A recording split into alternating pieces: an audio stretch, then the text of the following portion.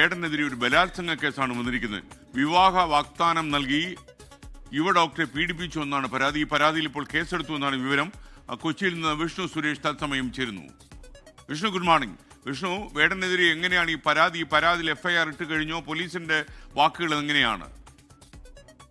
Thrikkakara police wrapper വേടനെതിരെ ബലാത്സംഗ കുറ്റം ചുമത്തി കേസെടുത്തിരിക്കുന്നു.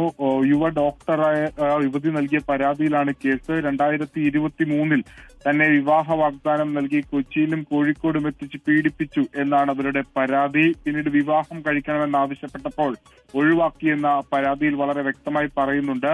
യുവതിയുടെ മൊഴി കൂടി രേഖപ്പെടുത്തിയതിന്റെ അടിസ്ഥാനത്തിലാണ് തൃക്കാക്കര പോലീസ് റാപ്പർ വേടനെതിരെ ഇന്നലെ കേസ് രജിസ്റ്റർ ചെയ്തത്. അതിന്റെ പ്രാഥമിക അന്വേഷണത്തിലേക്ക് തൃക്കാക്കര പോലീസ് കടന്നിട്ടുണ്ട്.